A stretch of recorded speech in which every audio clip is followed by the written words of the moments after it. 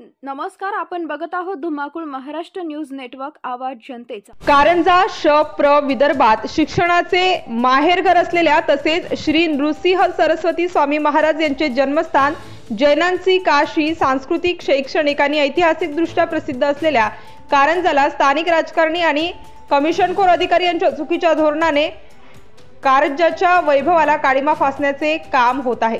शहरात सुरुवातीपासून भगवान महावीर वाचनालय व अभ्यासिका सुरळीतपणे चालू असताना मागील 1 वर्षाआधी तत्कालीन मुख्याधिकारी दादाराव डोलारकर या अधिकाऱ्यांनी भगवान महावीर वाचनालयाचे काम व्यवस्थित करण्यासाठी काही दिवस बंद ठेवून मुलांना पर्याय व्यवस्था करून दिली होती, परंतु हा निवड देखावा होता। तत्कालीन मुख्याधिकारी डोलारकर महाराष्ट्राचे पहिले असे मुख्याधिकारी असतील की त्यांनी वाचनालय अभ्यासिका बंद करून स्वतःच आलिशान ऑफिस त्या जागी तयार केले आहे।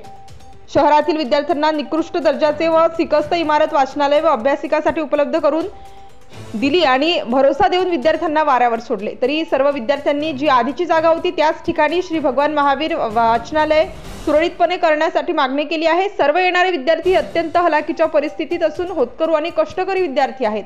शहरात बहुतांश घरी अभ्यास करेल एवढी जागा पण शिल्लक नसते।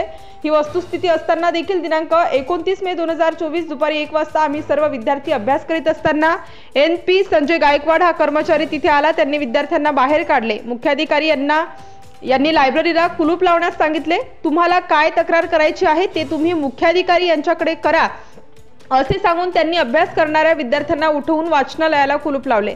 त्यावर मुख्य अधिकारी यांना निवेदन देऊन गांभीर्याने हा प्रश्न सोडवण्यासाठी चिंबागडी करण्यात आली। स्पर्धेचे युग गरीब विद्यार्थ्यांकडे अभ्यास करून स्पर्धेच्या युगात त्यांना पुढे जायचे आहे, परंतु अशा विद्यार्थ्यांनी अभ्यास कुठे करावा, अन्यथा सर्व विद्यार्थ्यांचे जीवन हे अंधारमय होणार असल्याचे निवेदनात नमूद करण्यात आले आहे।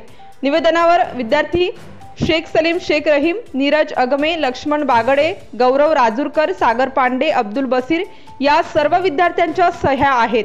यावर मुख्याधिकारी मोरे काय कारवाई करणार याकडे शहरवासियांचे लक्ष लागले आहे। धुमाकूळ महाराष्ट्र न्यूज साठी वाशिम जिल्हा प्रतिनिधी दिलीप अवगड पाटील। आपल्या परिसरातील ताज्या आणि महत्त्वाच्या बातम्या पाहण्यासाठी आजच आपल्या धुमाकूळ महाराष्ट्र न्यूजला YouTube वर सबस्क्राइब करा आणि बेल आयकॉन प्रेस करा।